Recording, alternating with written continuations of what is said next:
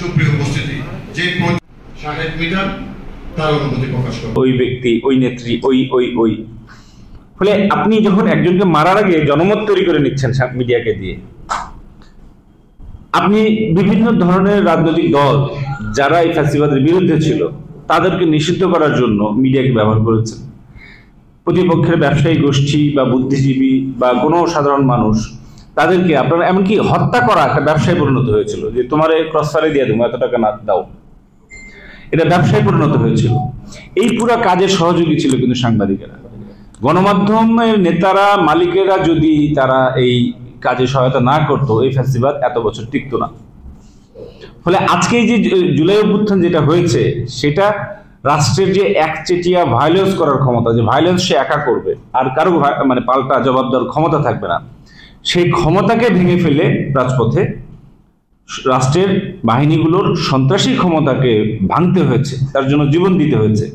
টানা সপ্তমবারের মতো best tissue paper brand হিসেবে স্বীকৃতি পেয়েছে বসুন্ধরা টিস্যু। কিন্তু একই সঙ্গে ফেসবুকে, ইউটিউবে, বিভিন্ন ডিজিটাল প্ল্যাটফর্মের থেকে কিন্তু আওয়ামী ন্যারেটিভটাকেও কিন্তু ভাঙতে হয়েছে, এবং সেটা প্রথিতযশা তথাকথিত বিখ্যাত সাংবাদিকেরা করেন নাই, করেছে ছোট ছোট সাংবাদিক, ইউটিউবার। এরা আমাদের একটাই শুধু আমাদের একটা সিলভার লাইন, যে আমাদের এই গণমাধ্যমের ভেতর থেকেই কিছু কিছু গণমাধ্যম কথা বলেছে, আমরা কথা বলেছি।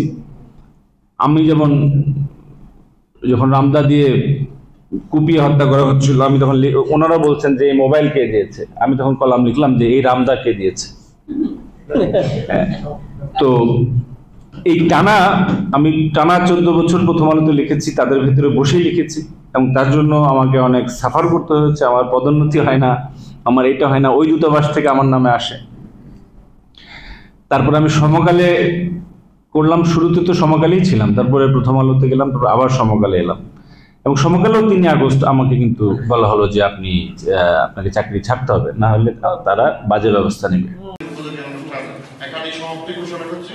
আসসালামু আলাইকুম ওয়া রাহমাতুল্লাহ। 23, 24 এই কর্মশালা শেষ হবে এবং 26 তারিখে এই কর্মশালা এই বিশেষ অতিথি কক্সবাজার প্রেস ক্লাবের সভাপতি এবং দলীয় সরকার সম্পাদক, জেলা প্রশাসক, গণপ্রজাতন্ত্রী বাংলাদেশ সরকারের